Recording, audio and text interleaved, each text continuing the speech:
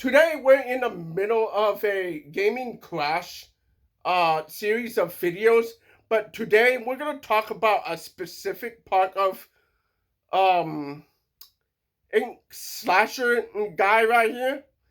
Um he said something that I kind of disagree with, and it's that it's about the Nemesis system.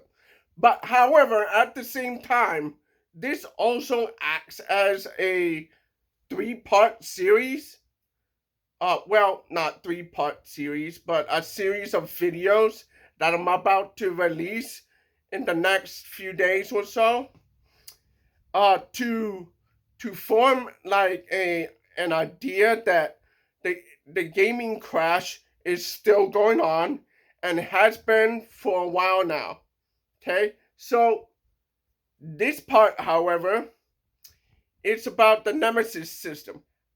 But at the same time, we're gonna also talk about the gaming crash because the video is called AAA Games Take a Huge L. That means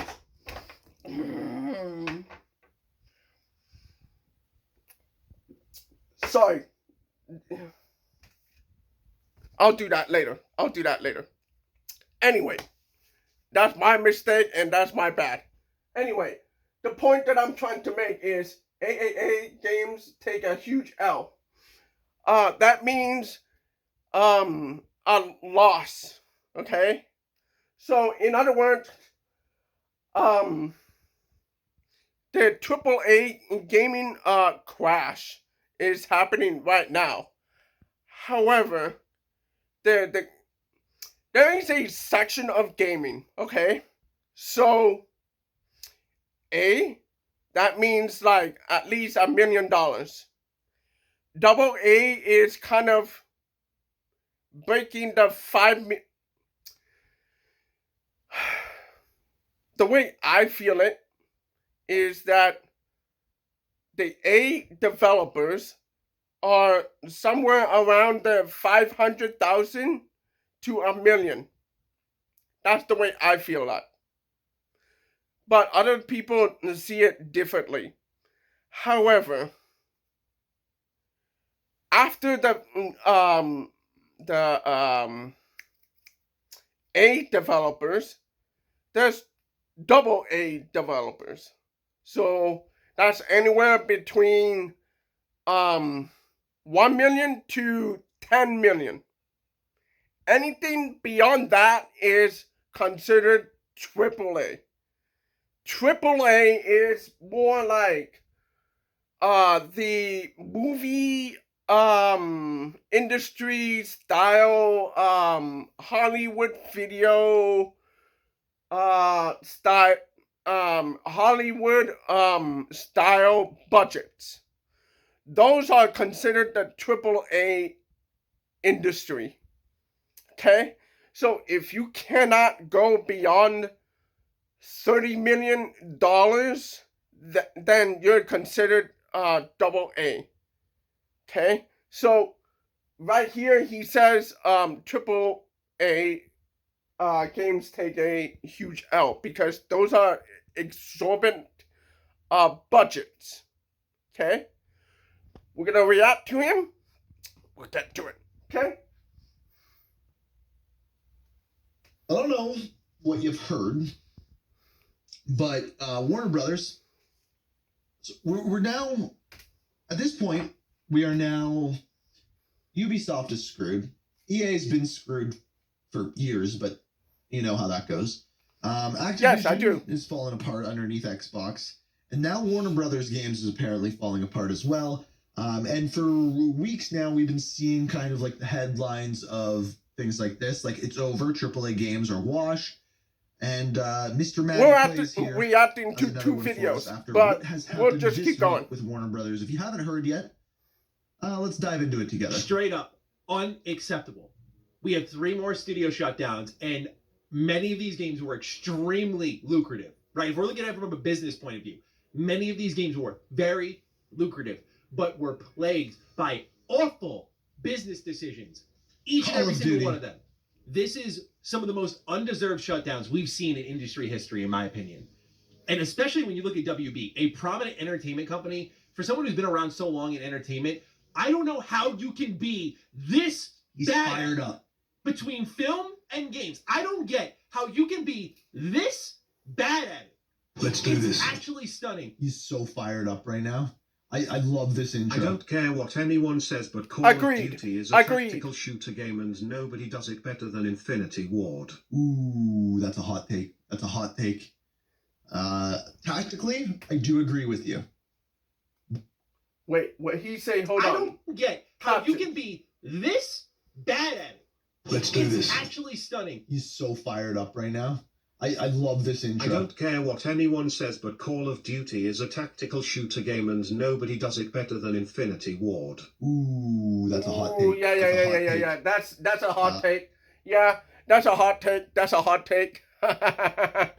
Oh, this would have been true in 2007, though. This would have been true in 2007.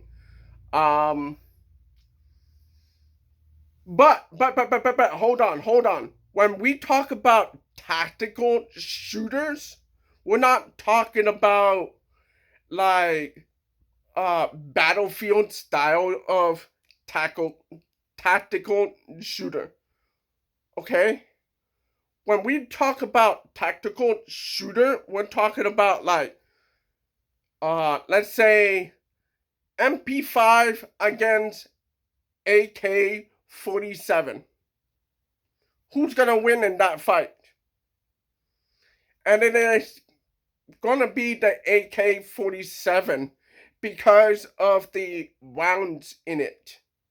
It is known as like a high-powered assault rifle. MP5 is more like a mobile assault rifle. Okay? When you use the MP5, you're not gonna use it like a high-powered bullet sponge. You're gonna use it as a rusher weapon.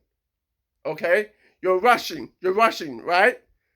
But you need to stop and shoot that person, right? AK-47 is designed as a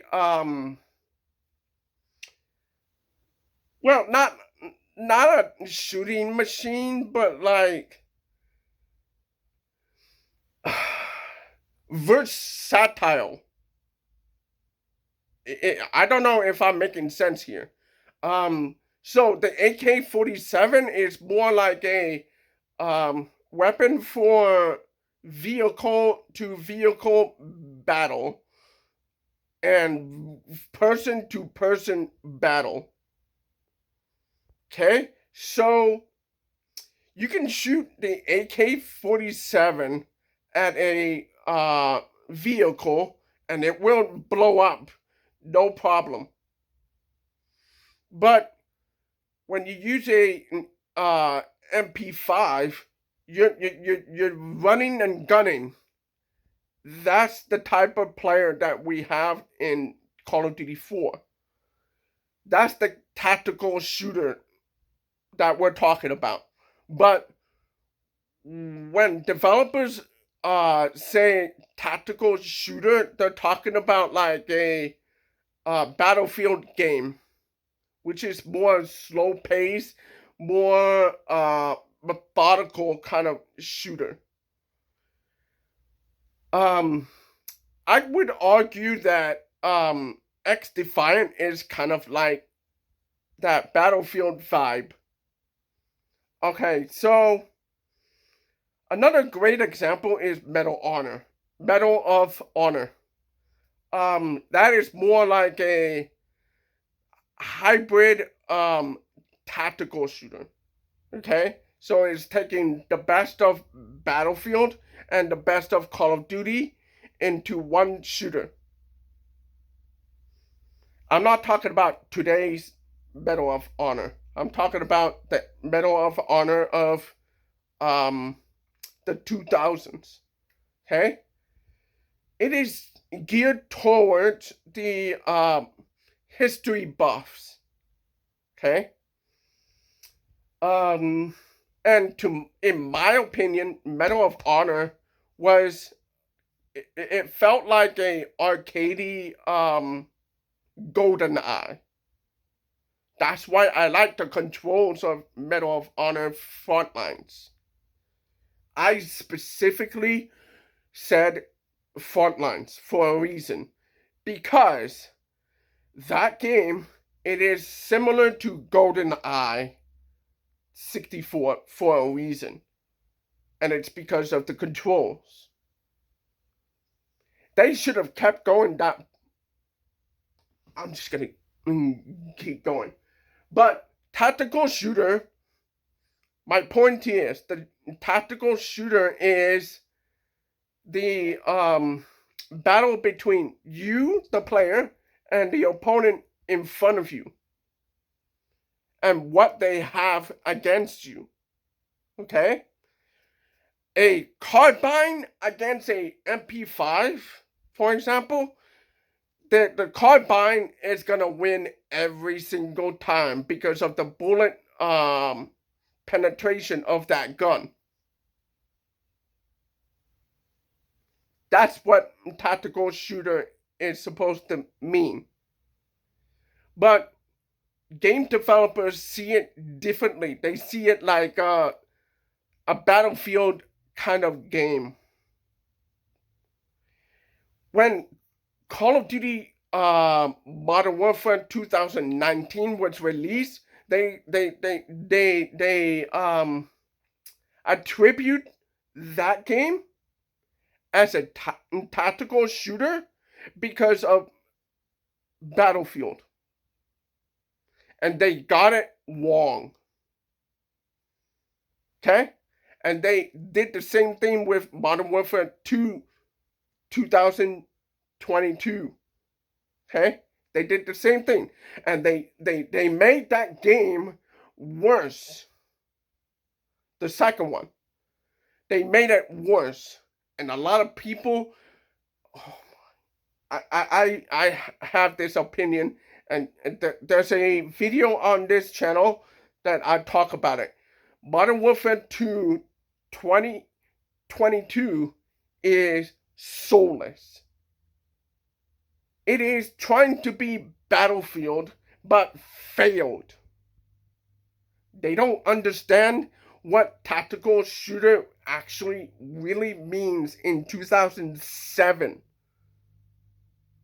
They don't understand it. Anyway, let's go. Hold on. Let me turn off captions.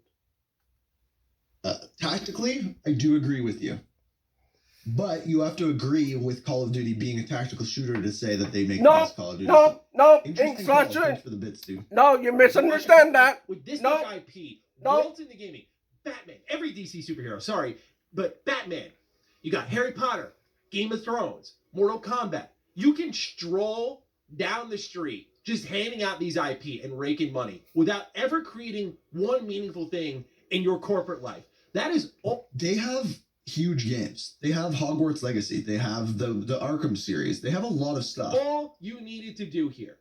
And you still found a way to bumble it completely to the point where studios who were making great things, who had really great ideas, who moved the industry forward, and by the way, made profitable video games get shut down. Unfucking real. Unfucking real.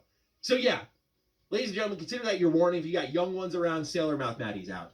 And he's about. So I'm all for it. We're going to talk about 3 studios that got shut down by WB Games today. Funny enough, we just covered them in a video a couple of weeks ago. We watched this video, so that's why I thought it was good that we would watch this one too. Look, I get it, like the YouTube titles and everything. It's really sexy to shit on Ubisoft. It's really sexy to shit on BioWare. I get it. I see where the viewership is, but WB Games absolutely, without a shadow of a doubt, was the most floundering games division at that time. 100%. The $400 million in the hole is like unbelievable to me. When you take Rocksteady, turn them into a live service developer, you look at the flop that Multiversus version 2 was, and then on top of all of that, Multiversus was just a stupid decision. It's an X-Defiant decision. This is a great comparison. It's an X-defiant decision where you start releasing a game, or like, okay, we can make this a little better. Pull it back for like a year, and then when it re-releases, everyone's like, been there, done that, seen this game. It's an X-defiant decision. A bunch of games from WB Games Montreal, and then you reset development on Wonder Woman, and you're another $100 million in the hole. Yeah, so Wonder Woman, I'm sure he's going to talk about Wonder Woman, but Wonder Woman... I'll focus on that in a minute. Hold on. Now, X-Defiant, it was punching above their pay grade, okay? That's why Ubisoft went like, okay, let's shut it down. Because you cannot really technically battle against Call of Duty. I made a tweet about this a while ago, okay? So, what I said in that tweet is that Call of Duty reached 400 million copies or installed. That means the install base of that console, or okay, so the umbrella is Xbox, right? Nintendo, Sony, Steam, Microsoft, Windows, I mean. Okay? So, all those people are playing Call of Duty. Okay? So, when you buy a copy, this is one copy, right? You are the user of that game, right? 1 million, 2 million, 3 million, 4 million, 5 million people. 400 million people have interacted with Call of Duty over the last 20 years. Okay? It's a juggernaut at this point. X-Defiant has been out for a year, and it's gonna stay alive until June. That's what they said. Okay? And they attribute to the low user interaction with the game as the reason for the shutdown. But here's the thing. Ubisoft have this mindset in their head that they have an opportunity to go against Call of Duty, which is true, yes. But their expectation for that year is to reach 20 million, at least. They didn't reach that, I guess, I think. Okay? We're talking about a free-to-play multiplayer first-person shooter. Multiverses, however, it went viral. I don't know how that got shut down. I really don't. Warner Brothers owns all the properties in there. They don't need to license to other companies. Here's the thing. Smash Brothers, okay? Multiverses is banking on the Smash Brothers niche. The difference between Multiverses and Smash Brothers is that Nintendo owns half or even 90% of the roster that is in Smash Brothers. Okay? And the DLC is basically licensing to other properties. That's how Snake was in there. That's how Sonic was in there. That's how Final Fantasy VII's Cloud was in there. Sephiroth was in there. That's how Castlevania was in there.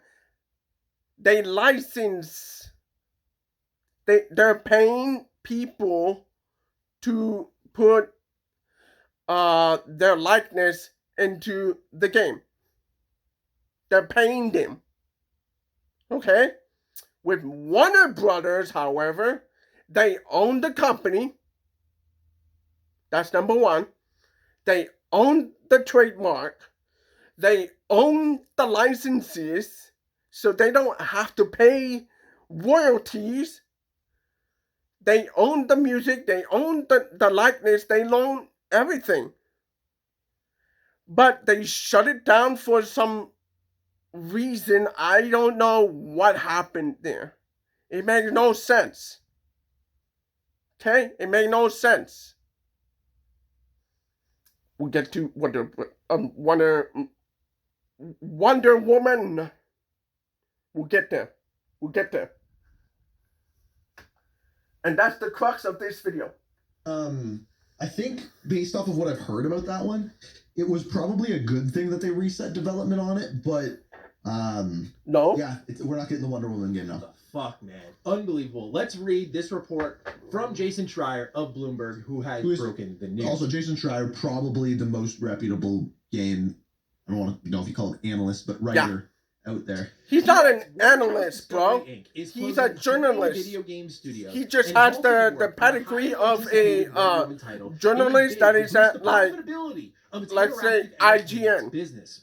Monolith Productions, Player First Games, and Warner Bros. Games San Diego are being shuttered, according to... So Monolith, I believe, is the Mordor games. Player First, I believe, is... Monolith is not to be confused with Monolith from Xeno gear. I mean, with Xeno Blades. There we go. A Xenoblade. That series, that's them. But that's Monolith Production is not the same company. The other one, Monolith, I don't remember the second part of the suffix.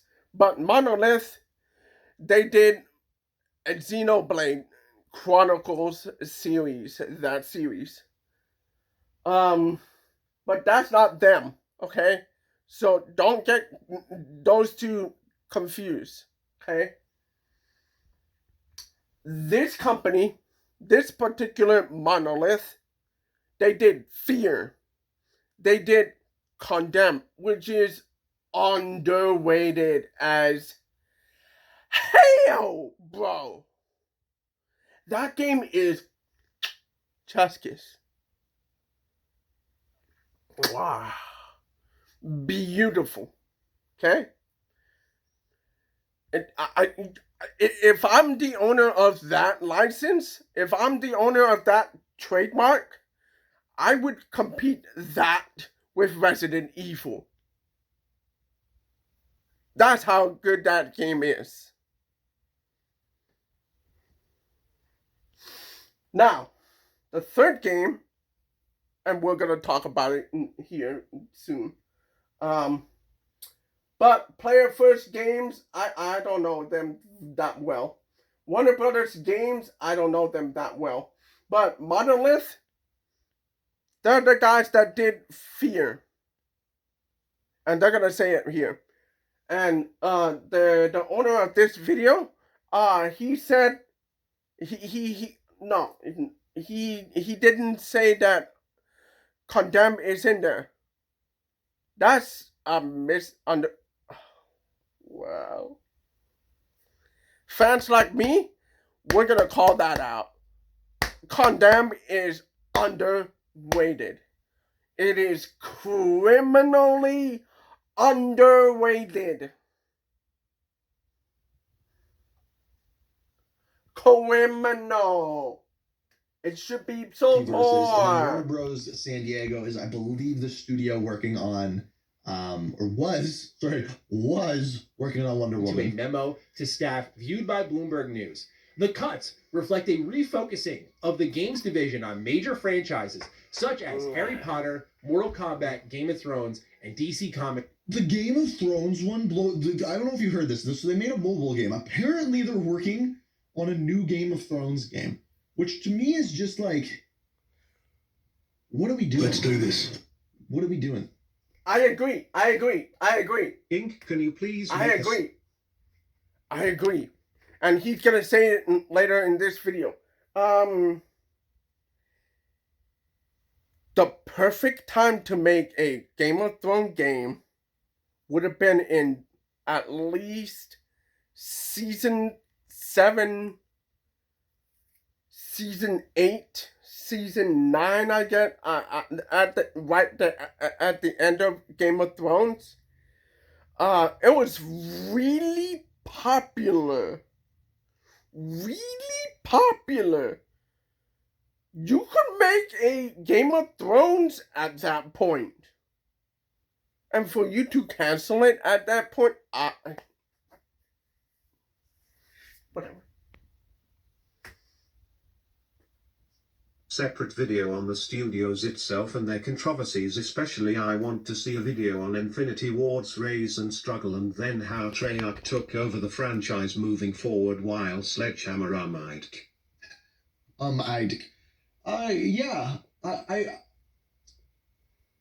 I feel like a video like that would probably do best in a documentary style capacity of if I did like the whole story of the development of Call of Duty and the struggles of each one. I don't know how we'd do that.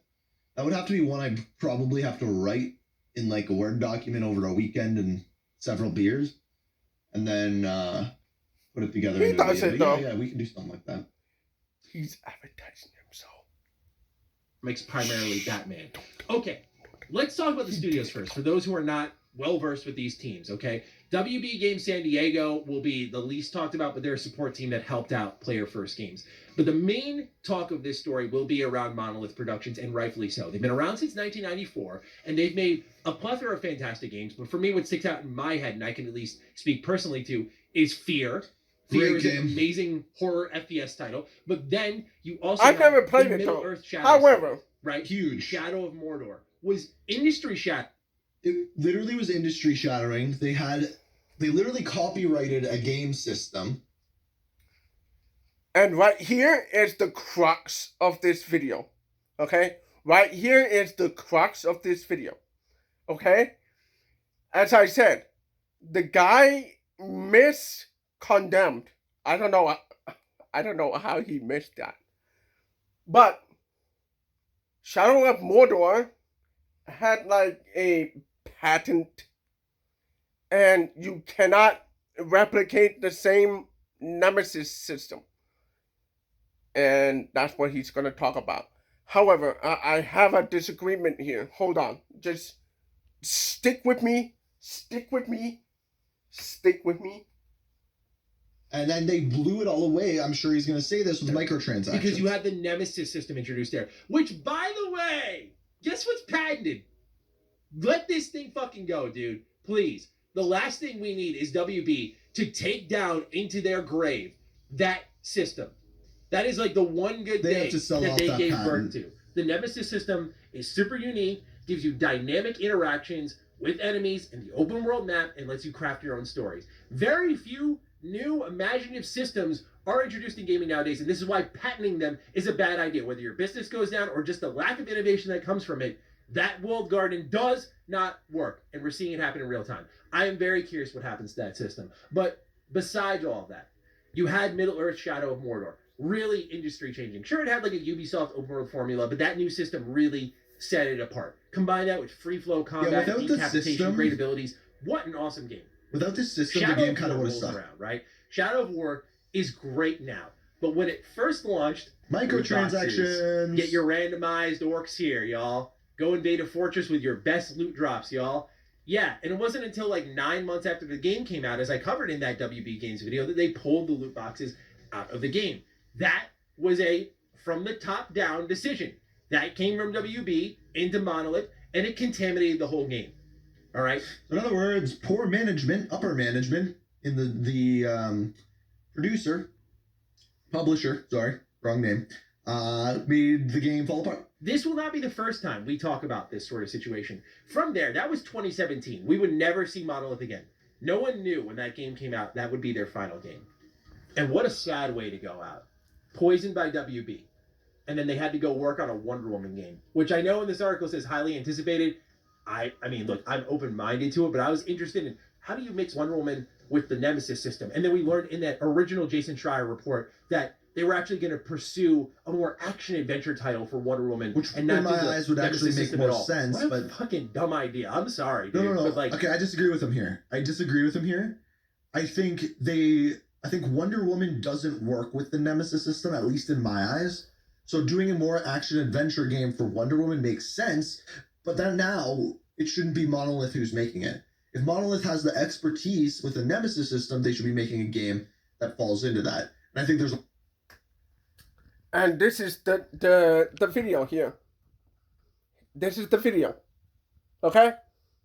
I disagree with that. In Slasher, I disagree with that. Have you ever seen the Wonder Woman films? I did. I've been following it since the first film. The whole film, the whole series is all about, and I think that the Nemesis system does work in Wonder Woman. In that universe. Yes, it does. Okay? Wonder Woman, there's a film, and it's called Wonder Woman 1980 something. I forgot which number that is. I'm just going to go with 1980, 1960, 19, I don't remember. But what I'm saying is, that film, it takes place in the Cold War, that World War II defection system. Yeah. That film, it was about like defection from one nation to the next one, and I also think that the dynamic conversations does work in this universe, because Black Ops 6 it does this. Black Ops 6, it was multiple choices about what you can do and which path to go, and then when you talk to the NPCs, you have multiple choices on where to go and how to progress in the game. Activision escaped that system because they're a multi-million-dollar corporation. Okay, they can lose money on that. Okay? I wouldn't be surprised if they go and buy that Nemesis system. Or replicate it. Or patent it in a different way. They are sneaky. Okay, they know how to do it. Anyway, my point is, the Nemesis system does work in Wonder Woman. You just have to watch the films to understand what Wonder Woman is and what it represents. There are even civil wars between like I think it's the Persians against another group. Um, I would have to rewatch it again, but what I'm saying is there are like one group against the other one, and the other one would defect to the other one, and then the other one would defect to the other one, and they would fight with each other. Yeah, yeah, the Nemesis system would work here. Yes, it would. Yes, it would. I'm talking to both of you. Yes, it would. Let's go. Keep going. There's a lot of superheroes that Warner Bros. Has access to that would work for that, and they're clearly not doing it. So that is the defining feature for Monolith now, and you walk away from it? No way. Not only did WB poison and then shut down an extremely lucrative team that made popular open world games and worked well with big IP, then Player First is easily the most tragic of them all because it was their first game in multiverses, and you couldn't have drawn it up better. Here comes a Smash Bros. Competitor, has its own identity in 2v2 style extremely gameplay. well at It's got first. the roster that you know and love, everything from Shaggy to LeBron James to characters from Game of Thrones, Lord of the Rings. As I mentioned earlier, WB has this IP library, and they pulled from it for this game, and they made something really good. Hundreds of thousands of players, people spending money, they're excited. Look at this. Oh my god. And best of all, you know you got a hit when people are speculating about your roster and doing data mining. Hold on, for the upcoming roster. hold on. I can only Like work on Rockets right now. franchises who get that sort of. It was viral, but then it went down. And I'll tell you why. There was one super move in the game. Players got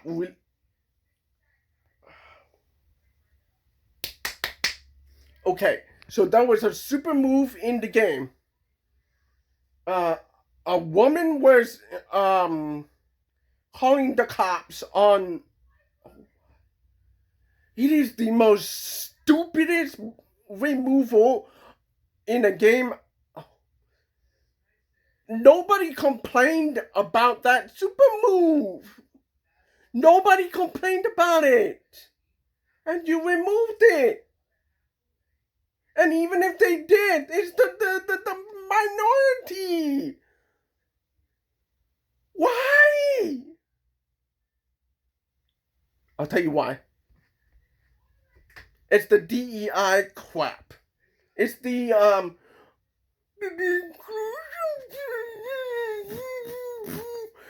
the baby girl.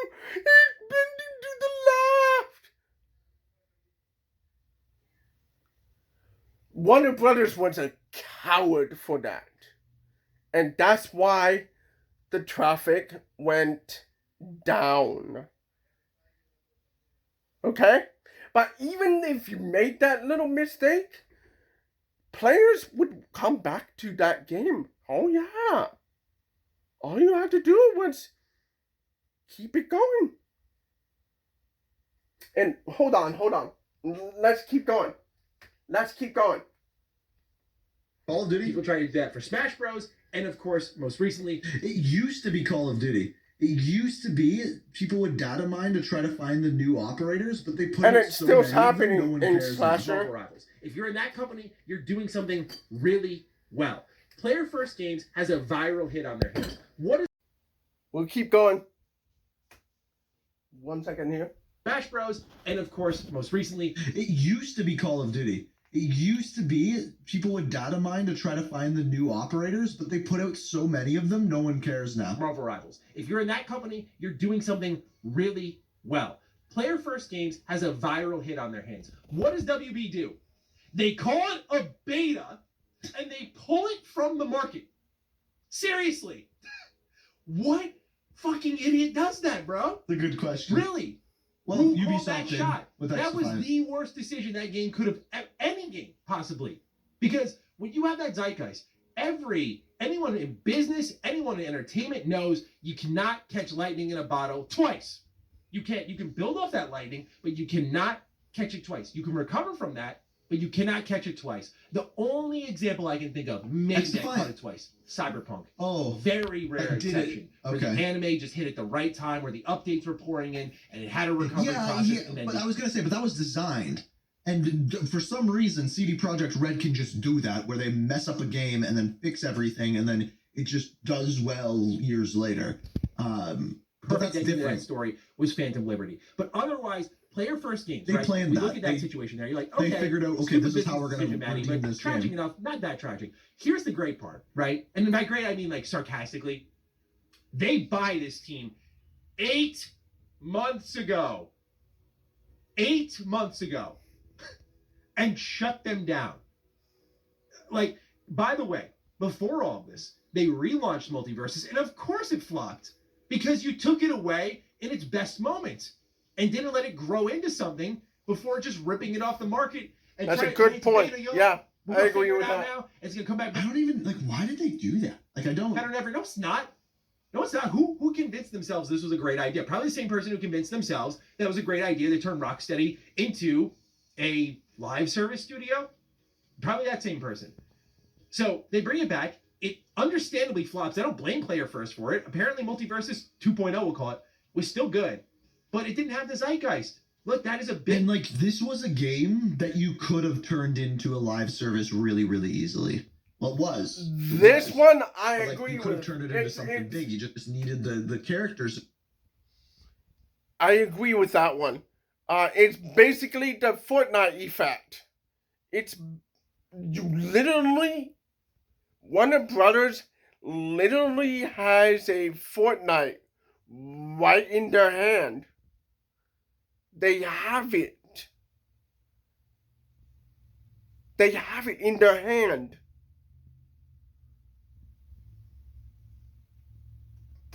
Out, which they have the IPs on, so Part of this industry, like it or not, the conversation fuels the player base. People want to be part of the next big wave. So, by the way, I was wrong about Warner Bros. San Francisco. It was actually Monolith who was working on Wonder Woman. By the way, it forgot to say failed. that earlier. They shut down support for it. I'm like, okay, what are they going to do next? And they shut them down. Like, after they bought them, and just 8 months later, not you didn't even get a year of shelf life. That's crazy. And now they're going to refocus on safe. Harry Potter, Game of Thrones, years after its relevance. You know what a good time for Game of Thrones video games were? Like the mid 2010s when the show was popping off. Maybe What I preseason just said. 8. That was a good time for Game of pre-season Thrones. 8. And It now needed we're to going be to do Game of Thrones pre-season games. 8. That's what we're gonna do. Get ready to read this statement from their head of games and streaming. It's funny to me. The quality of too many of our new releases has really missed the mark. JB Perret, head of games and streaming for Warner Bros., wrote in the memo. We need to make What some was wrong with the substantial quality changes of to our Multiverses? portfolio/team structure if we are to commit the necessary resources to get back to a fewer but bigger franchises strategy. So what does this set up now? This sets up all or nothing projects all over the board. So if you're WB Games Montreal, you better perform. If you're Rocksteady, you better perform. These companies now, if you're NetherRealm, you better perform. There's no just doing There okay. is no, we have fallback options anymore. You've got to perform. We're in the business of making big hits. This has such Take-Two energy, but at least Take-Two has like an NBA 2K, a GTA, a Mafia. Like they have the things that can back it up. Yeah, Take-Two is allowed to do that. But when you look at WB and the quality of their output, Yeah. Supposedly They can. Rocksteady is working on a Batman Beyond game, but I don't know if Suicide Squad burned bridges. No, they're definitely, I would say almost 100% Rocksteady is working on a Batman game. It's just what? but Lego games are scarcely seen now. I'm like, who are you kidding yourself that all of a sudden you're going to think by trying to do less that you're going to provide more? Here, I'm going to give you a freebie here. I'm going to give you a freebie on how you fix your business. You get the fuck out. Go. You get the fuck out, and guess what you do? You do what Marvel did. Because I don't even, like, I don't even, like, the salt is just Marvel was awesome. deeply involved in putting out shit like the MCU games. Here's your Iron Man game. Here's your Thor game. Here's your Captain America game. And they all fucking sucked, dude. And guess what happened? They realized that they were putting out products that were underwhelming. Oh, the Amazing Spider-Man games, at least the first one was decent. Second one was one of the worst games I ever played. So they go through all of that, and they realize, hey, you know what? We're not good at this. Let's go and license our IP out to talented studios. Then guess what happens? Eidos Montreal makes Guardians I haven't played this, but apparently it was really, really of the good. Galaxy. Okay, Maddie, that one didn't do that well financially. Spider-Man, what, like 30 plus million copies sold, I think the first one did. That's absurd. And I know with licensing fees and stuff, maybe it wasn't as profitable as people thought it may be, but ladies and gentlemen, this is what WB needs to do. You go, License you your maybe IPs. hand your IP to the teams that remain. Well, that's what that's what these people are talking about with Ubisoft too. Like licensing the Far Cry IP, licensing Assassin's Creed IP and stuff like that. Oh, and you let people who actually know the entertainment business, if your films and their direction as well. I mean, we paid attention during the Justice League era, right? We paid attention during that era, right? We knew what happened there, right? And it's happening in their gaming division. Now, the president, David Haddad, as I covered in that video about the AAA nosedive, had already left WB by this. Here's where I disagree, okay? All WB had to do is, like he said in the first part of the conversation, get the fuck out of the way. Okay? Get the fuck out of the way. They don't necessarily need to sell any of these companies. They don't necessarily need to shut down any of these companies. All they had to do is give them the licenses, which they already own. They own the company, they own the licenses, they own the likeness of the properties. Okay? Let Rocksteady cook. Let Rocksteady cook. Okay? Let Monolith cook. Let Warner Brothers, which San Diego, I think, let them cook. Okay? Let all these studios cook. You let Mortal Kombat developers cook. And they so... I don't know how you go from letting NetherRealms cook to getting involved into Rocksteady and everybody else. I don't know how you do that. All you need to do is stay the fuck out of everybody else's business and reap the rewards of your ownership of these companies. Let them cook.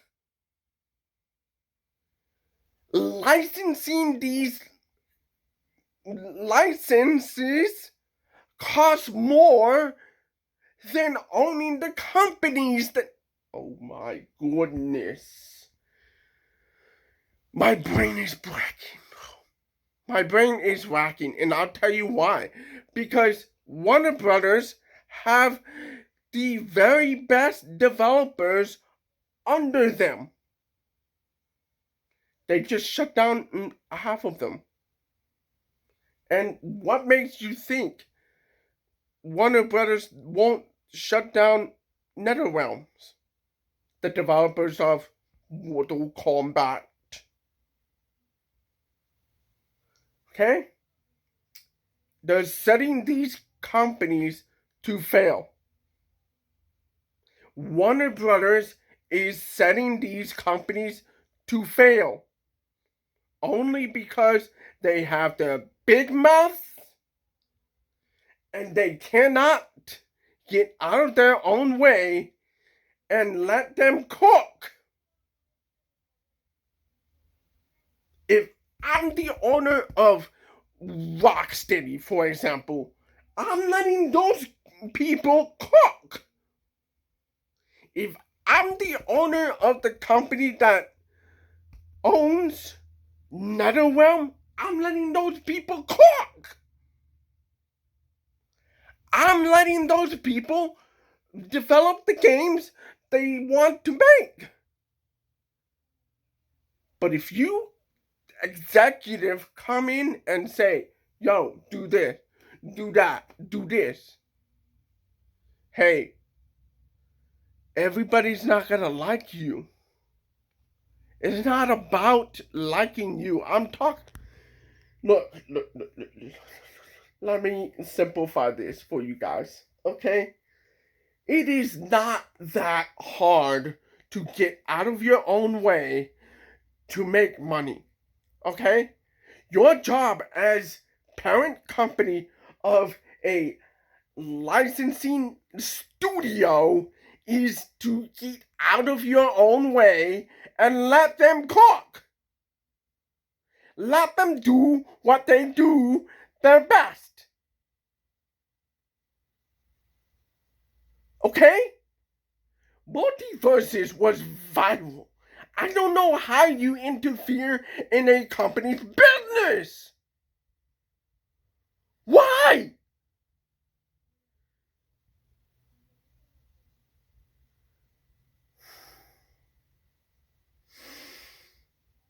NetherRealm and Mortal Kombat. You got that right. You gave NetherRealm the license to use T-1000, Arnold Schwarzenegger, Freddy Krueger, Jason, and then the license from other properties like Teenage Mutant Ninja Turtles. All without putting your finger in their business. Okay? Teenage Mutant Ninja Turtles in Mortal Kombat was one of the best crossovers you could have in a game. Freddy Krueger in Mortal Kombat was one of the best investments you could make. Jason in Mortal Kombat was the best thing you could do. All you had to do was stay out of the way.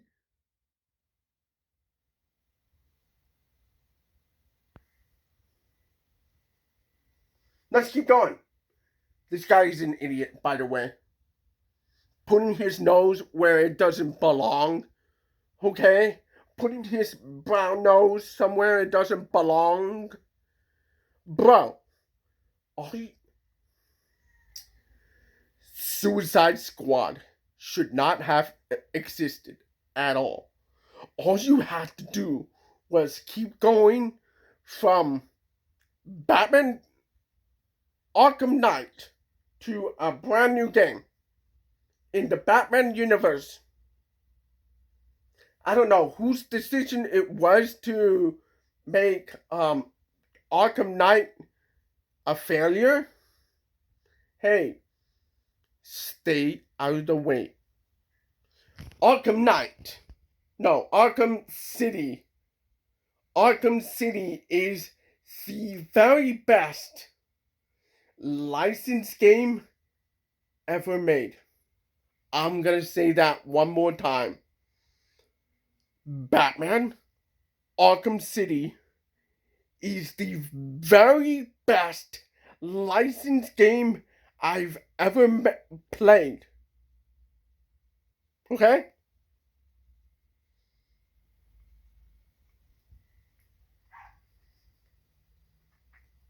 In time. So a lot of people were blaming Zaslav. I don't know if that's fully the case. I think Haddad, who is the overseer of the gaming division, is more to blame in this case.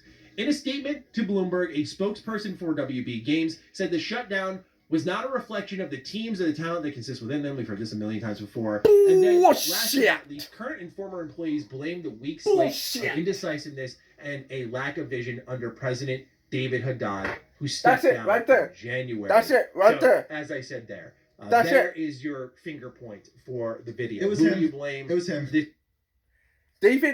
this guy didn't have the vision for what the games should have been and could have been if he had not been involved too much or got his nose into people's business where it doesn't belong there.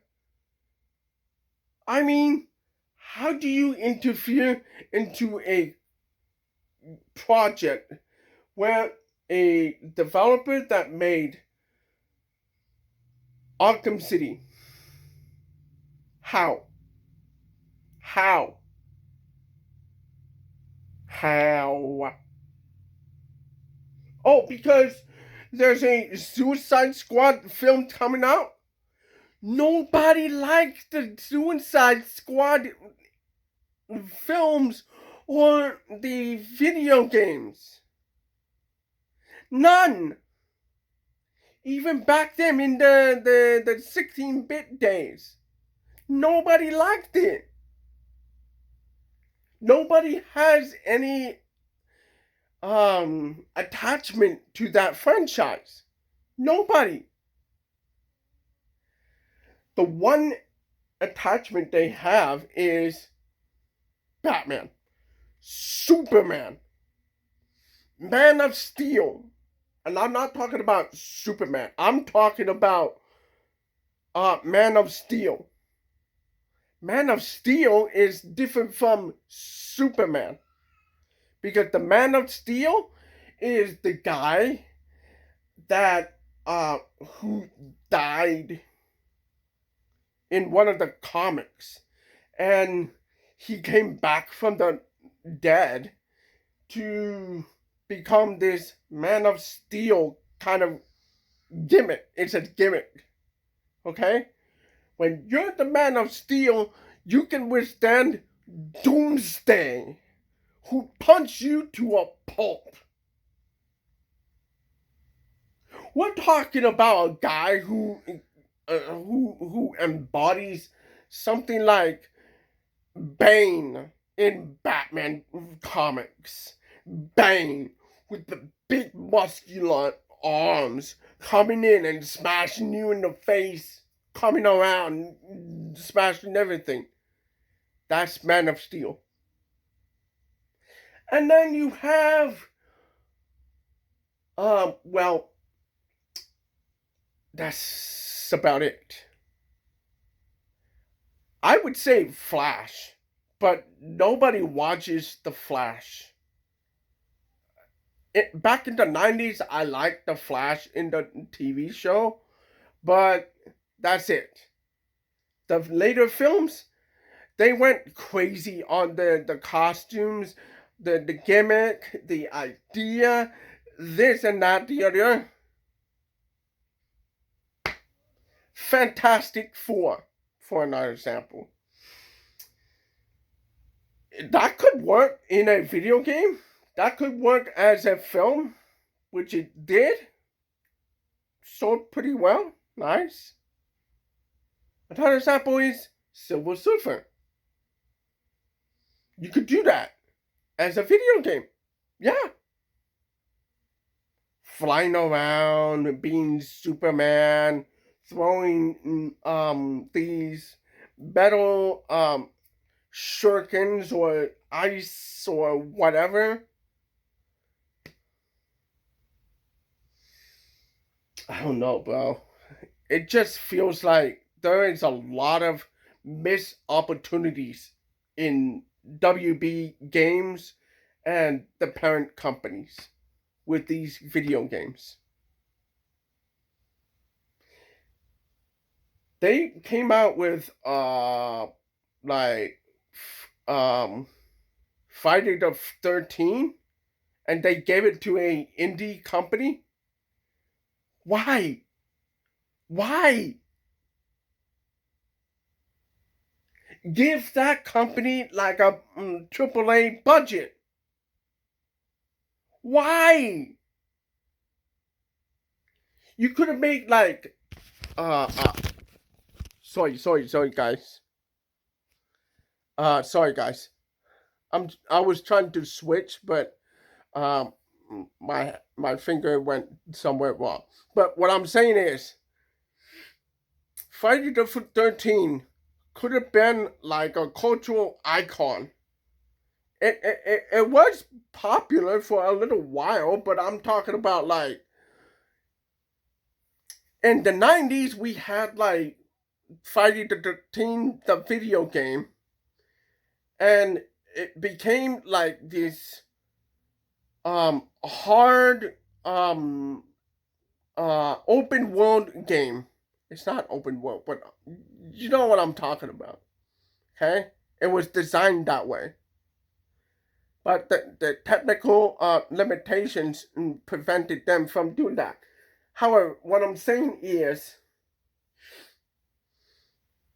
why would you put Friday the 13th as a indie game?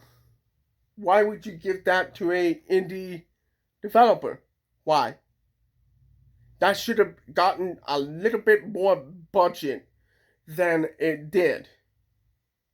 That particular game. Yeah, that's what I'm saying. Okay? There should have been a storyline and then maybe some multiplayer.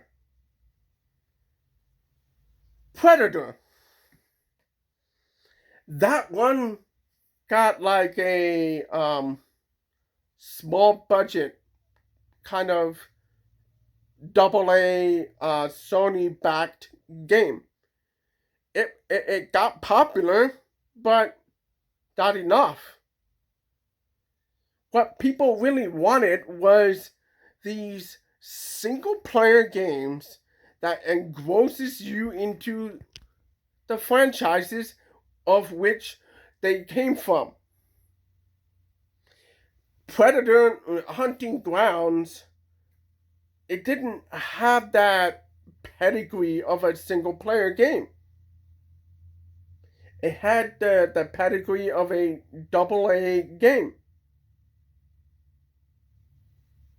Okay? WB Games missed a lot of opportunities with a lot of these games over the years. Okay? And the reason why I'm talking about Predator and Friday the 13th is because they own those licenses. They could have just said, okay, don't worry about the licenses. Let us worry about the licenses and let yourselves build these games. Worry about making the games. Don't worry about the licensing fees. Do not worry about it. Just let go make the games. Go make the games. And then we'll worry about the licensing on our end. Do not worry about it. Okay? We will worry about them. Okay? But what you guys wanted is money. These indie developers, they don't have this kind of magical money to pay for licensing. That's the problem that you do not understand. And I'm talking to you, Warner Brothers. They don't have this kind of money. They have money for developing a game, and then you want to impose the licensing fees because you want more money. No, sell the copies. That's what you want to sell.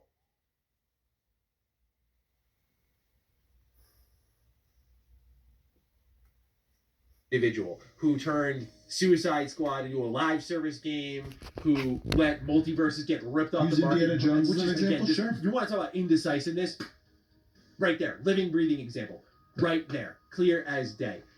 Wonder Woman game, after you had two really successful Middle Earth games, I don't know how involved. See, I disagree with them on this so I one, don't want but to fully finger point on that one, but this definitely feels a little bit like a reach of, hey, you know, imagine if with all this tech you made something that was even more popular, which I'm like, how do you get more popular in Middle Earth? I don't know, but I'm just speculating. Insomniac almost made a Spider-Man game like Destiny/Suicide Squad, but it got pulled as Sony knew it would not be a good idea. Yeah, I don't know about that one like offhand, but man, I could tell you I've said it before. I think Call of Duty should do a live service looter shooter. I really do. Spitballing here. At the end of it all, I gotta take a breath here. At the end of it all, you just lose a lot of great talent, man. Again, I sound like a fucking broken record, and I'm sorry, but like it's still true. Like you're stepping into the industry. What does this tell you? That these big corps don't know ball, man.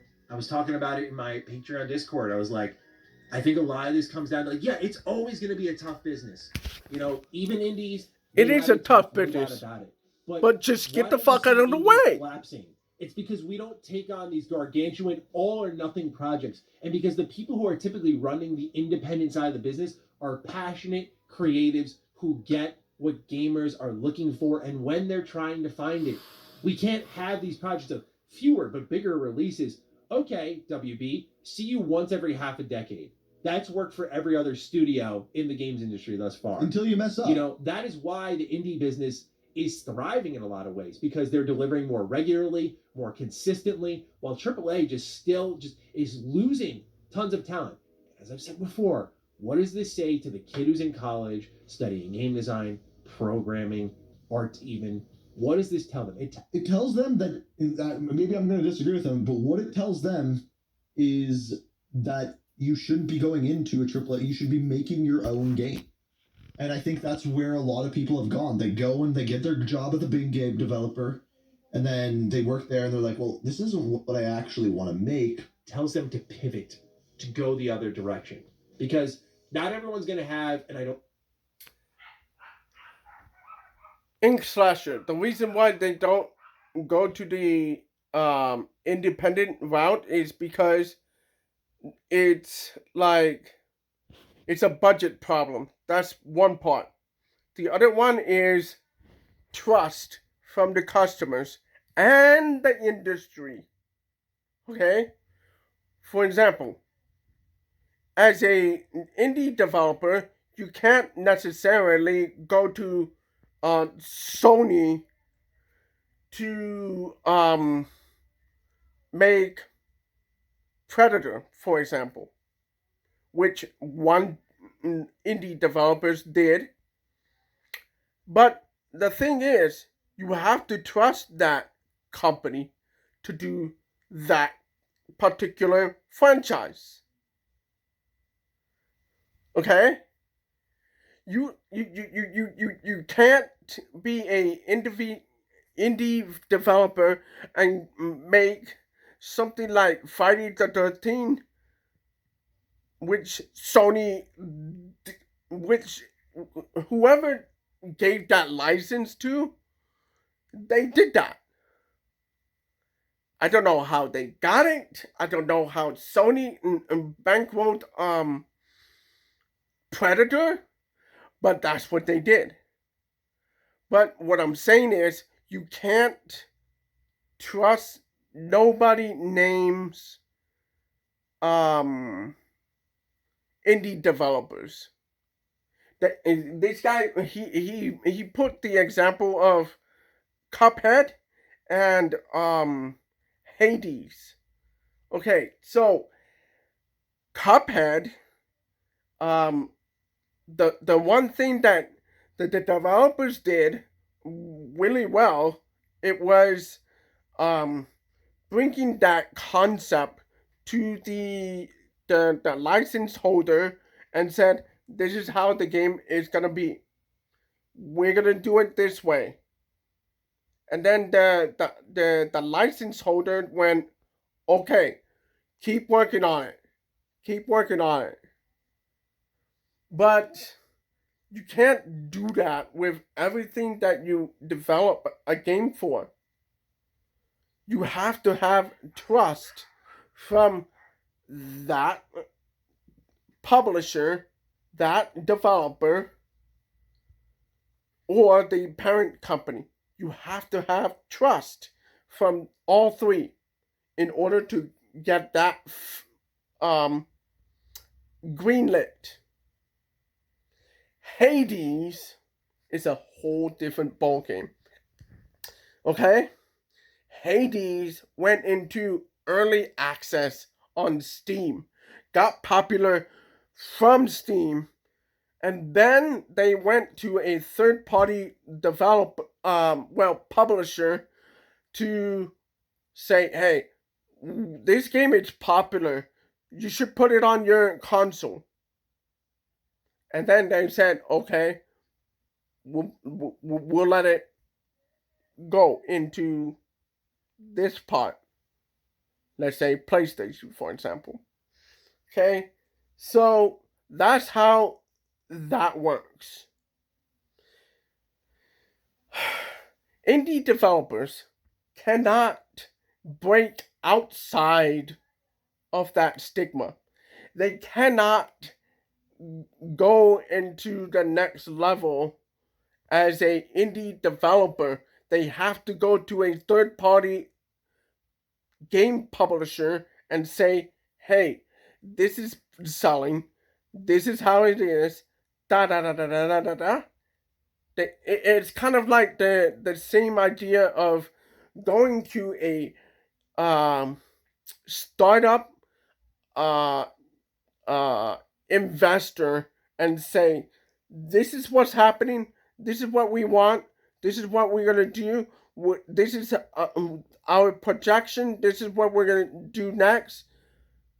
And that's the hardest part, is encouraging an investor to invest in your business. But this is a whole different scale. We're talking about millions of dollars, sometimes double A budgets kind of budget. Okay? That's what I think gaming is tough in. You cannot necessarily go to a startup investor and ask for $50 million. I did that. It's hard. You have to pitch the right way. Otherwise, your game is not going to be pitched. It's not going to be funded. You have to do it the right way. Okay? You have to do it the right way. Okay? That's what this video is about. Okay? Let's go. Keep going.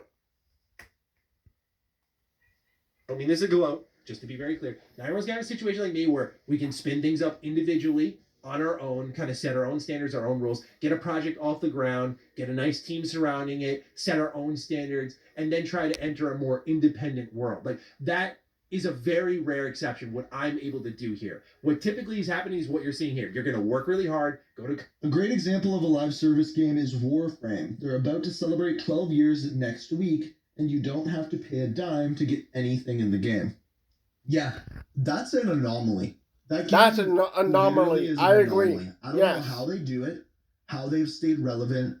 They have such a dedicated community. Yes. It's insane. Like, and I think Destiny kind of falls under that umbrella as well. Yeah. But somehow, Destiny is also a great example. That game, however, that it came out, and it was like one of the only games that you could play right away.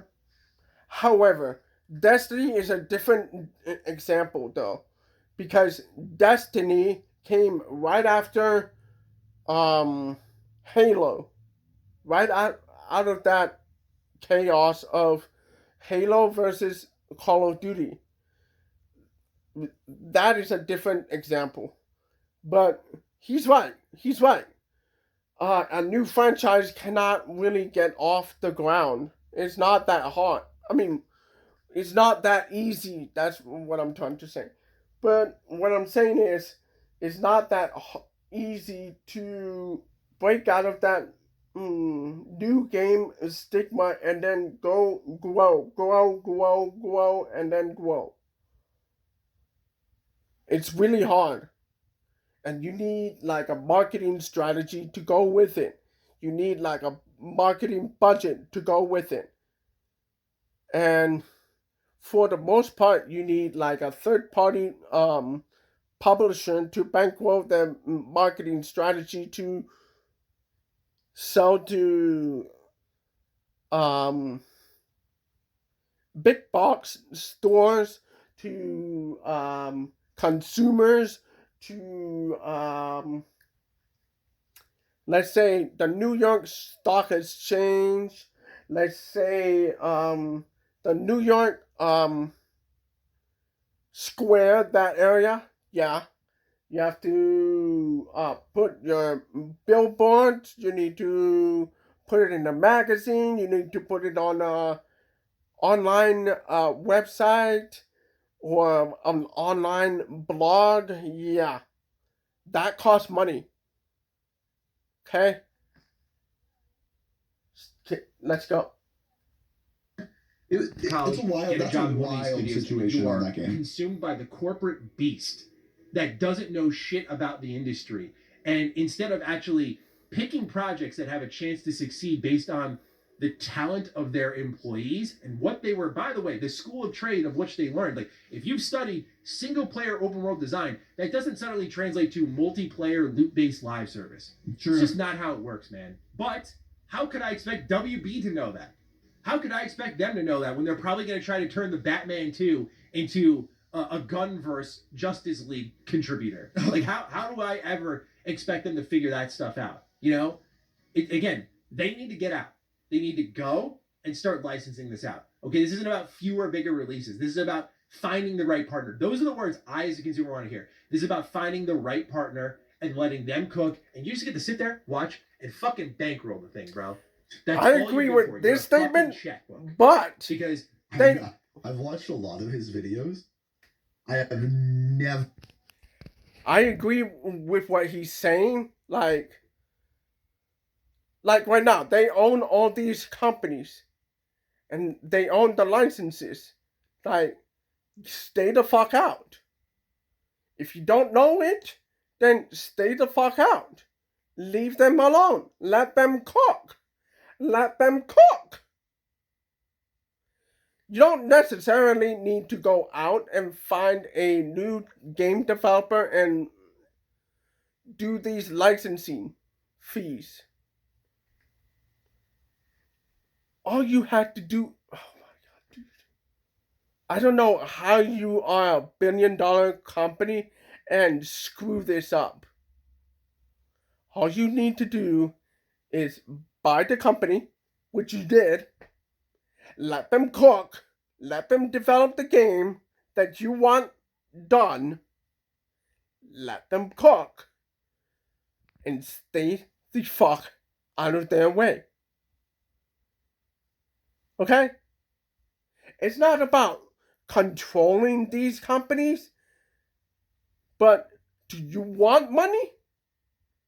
Or do you want this, or this, or this, or this, or that, or that? Do you want money? It's a simple question. Do you want money? I wish I was in your position as a Warner Brothers executive or whatever, because you know what? I would have just left these game developers do what they do the best. Monolith is a great developer for something like, let's say, I don't know, a Jason film, a Jason video game. Oh, I'm so surprised. Oh, how about Freddy Krueger, the video game? Surprise!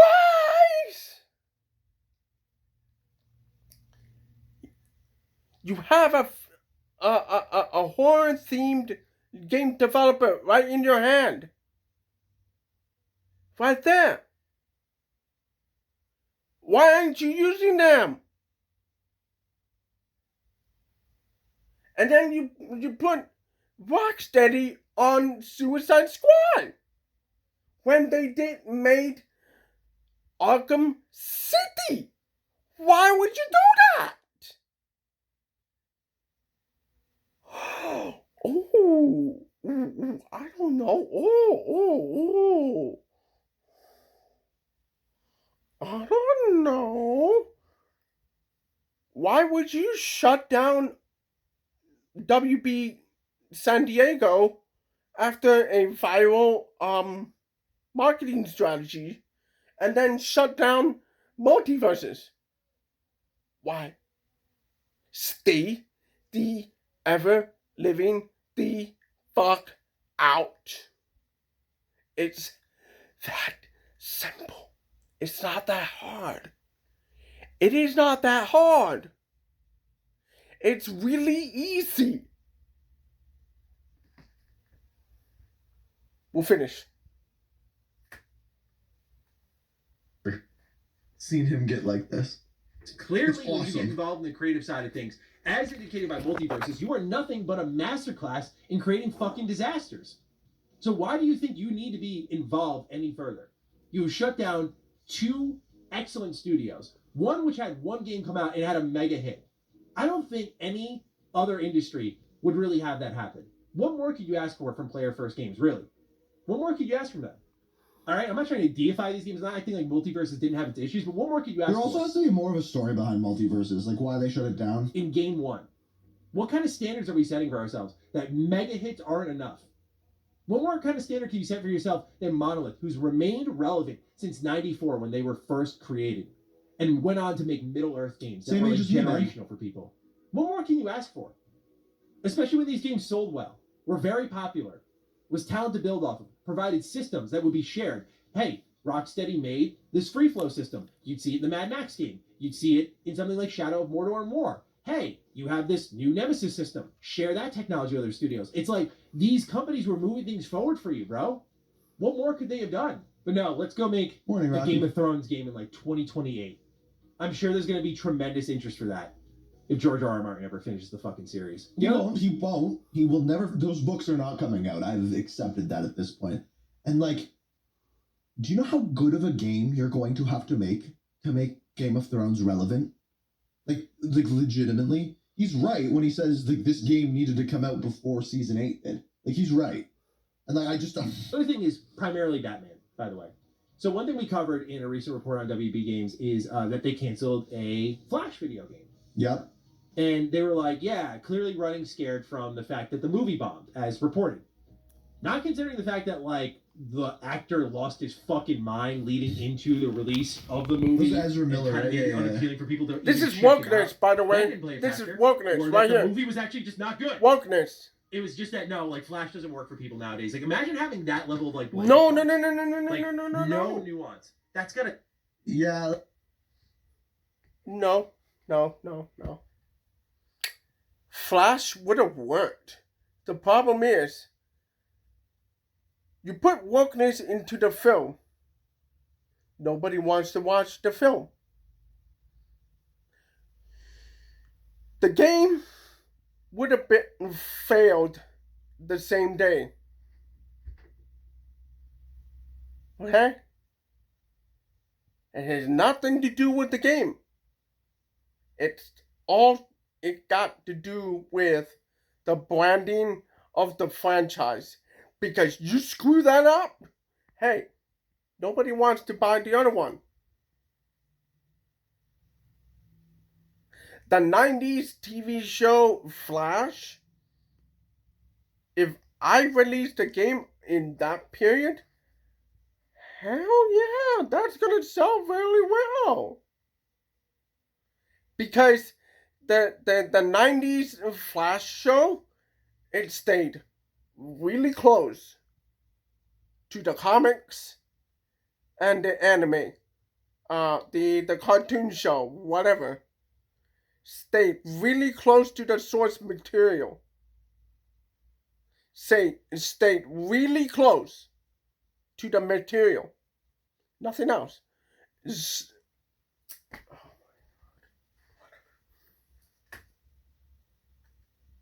That's actually a good point. I think people actually really love the Flash. They just didn't like him, and then the movie wasn't good. It sucked, bro. And so now, as much as I love Batman, I think there's room to explore the Bat family. Although I think Gotham Knights missed the mark on that. Okay, I can get down with that. But does that mean no Superman game, no Flash game? Like, the amount of DC heroes that could be explored, but they're playing it so safe now. It's just so fucking sad, man. It really is. I'm so upset about this, clearly. But just also, it's like, what frustrates me more than anything is stupidity. That's the God's honest truth. You want to get to know me? That is something that will always and forever piss me off. Is like, you idiots. This was so fucking avoidable. This is so fucking avoidable. All right, well, that's it. I got it all off my chest. I'm looking forward to hearing your thoughts down below. I'll catch you next one. Stay sexy, stay active. I love you all. Peace. Very avoidable. Man, I Very have avoidable. never seen him crash out like that. That was wild. I need more of that. I need that level of enthusiasm and like rage all in one. Maddie, if you somehow see this, I need more of that. I need more of that in my life. And it makes me want, when bad things happen, it makes me want to go to your channel. I will say that. That was awesome. Yes, sir. Your earlier message, I also think it's harder for indie devs to make what they want because the internet is sensitive these days. An example is the creator of the game I played a while back called The Coffin of Andy, and Lily is the most messed up game, but it's got a good story. However, the creator got doxxed and she had to leave the internet to stay safe. Yeah. Dude. It's losers out there. Don't worry about that. Is that... I'm looking this up. Ink Slasher, you don't need to look it up. It's true. So this has 23,000 five-star ratings. This goes across the industry. So it's...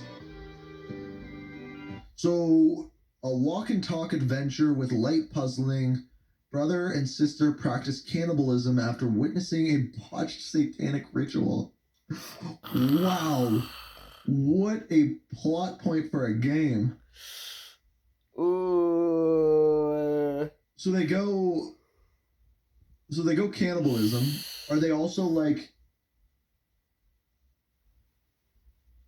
And it's based off of a true story. Is that true? It's based on a true story. And I don't know why, but the images here look like they're like a brother-sister couple too. So like, I don't know if that's true, but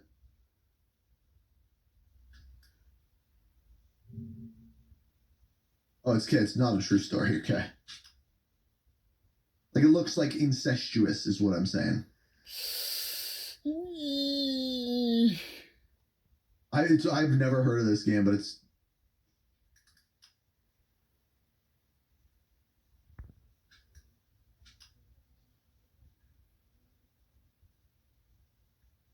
Oh yeah, it is like there's a romance part to it. They went off the deep end with this one. Husband Gold played it.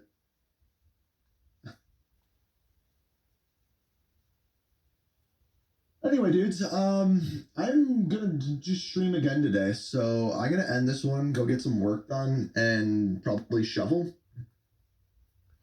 So yeah, that's the video. I will see you guys later. This has been a very interesting video to make. I'll see you guys later. Stay awesome. Like the video. Subscribe to the channel. Share the video. Comment on the video. I'll see you guys later. See you.